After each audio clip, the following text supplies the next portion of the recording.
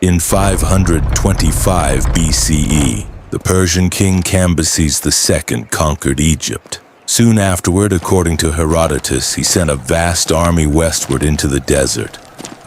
The soldiers marched beyond the Nile, reached an oasis, and then disappeared. Ancient tradition blamed a wall of sand. Modern archaeology has raised a darker possibility. Perhaps the desert did not kill them at all. Cambyses was the son of Cyrus the Great and ruler of the expanding Achaemenid Empire. After defeating the Egyptian army near Pelusium, he captured Memphis and added Egypt to Persian territory. Yet conquest did not mean complete control. Egypt was enormous, politically unsettled, and bordered by regions where royal authority was difficult to enforce. Herodotus says Cambyses planned several expeditions. One was directed toward the people he called the Ammonians, whose famous oracle stood far west of the Nile, at what is now Siwa Oasis. The king allegedly ordered a force of 50,000 men to march from Thebes, conquer the Ammonians, and burn their sanctuary. That number cannot be independently verified. But even a much smaller force would have created an immense logistical challenge. Soldiers needed water, grain, animals, guides, replacement equipment, and reliable knowledge of wells. In the western desert, a wrong route could become fatal long before an enemy appeared. The force reportedly left Thebes and traveled west. After 7 days, it reached what Herodotus called the city of Oasis, commonly associated with Dakhla Oasis. From there, the soldiers continued toward the Ammonians. Then the record becomes uncertain. Herodotus wrote that the army never reached its destination and never returned to Egypt. According to the account told by the Ammonians, the Persians stopped to eat. Somewhere between the oasis and Siwa, a violent south wind rose. Sand swept across the camp in enormous quantities, buried the soldiers, and caused the entire force to disappear. It is one of antiquity's most powerful images. Thousands of armed men erased beneath a moving desert. But Herodotus was writing decades after Cambyses' reign. He was not an eyewitness, and he explicitly presented the Sandstorm explanation as information received from others. No surviving Persian military report confirms the expedition's size, route, or destruction. No securely identified mass grave, battlefield, or equipment field has been accepted as the remains of the lost army. This does not prove the story is false. Desert expeditions genuinely faced extreme danger. Dust storms can destroy visibility, separate units, frighten animals, conceal landmarks, and make breathing difficult. Thirst, heat, exhaustion, disease, and failed supply lines could reduce an army over days.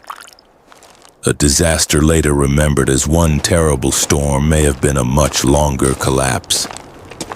Yet another explanation emerged from archaeological research in Dakhla Oasis. At Amhida, inscriptions and temple remains provided evidence for an Egyptian rebel ruler known as Petubastis. He claimed royal authority during the early period of Persian rule. Egyptologist Olaf Kapper argued that this rebel movement may offer a political explanation for the missing army. Under this interpretation, the Persians were not simply marching through empty desert. They were entering a region where resistance was active, routes were controlled by local knowledge, and an enemy could exploit wells, narrow passes, and isolated supply columns. The force associated with Cambyses may have been ambushed or defeated by troops loyal to Petubastis. If that happened, the Sandstorm story could have protected Persian prestige. An army destroyed by nature was a tragedy.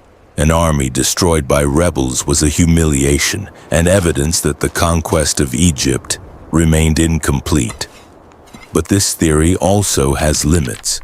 The archaeological evidence confirms that Petubastis possessed a meaningful presence in the Oasis region. It does not provide a surviving battle report stating that he destroyed Cambyses' expedition. No excavated site has conclusively connected his forces to the missing army. The idea of a deliberate Persian cover-up remains an interpretation, not a documented command from Cambyses or Darius. Other possibilities remain. The army may have taken a different route than later writers assumed. It may have divided into smaller groups. Some soldiers may have died while others deserted, surrendered, or joined local communities. An attack followed by thirst and disorientation could have transformed a military defeat into a total disappearance. Even the army's intended target is part of the puzzle. Siwa's oracle was politically and religiously important, but the exact purpose of the expedition is preserved only through later narrative. We cannot reconstruct every order, conversation, or decision. So what really happened? The safest conclusion is that a Persian expedition probably entered Egypt's western desert and failed catastrophically. Herodotus preserved the only detailed surviving version, but his famous Sandstorm cannot be treated as confirmed fact.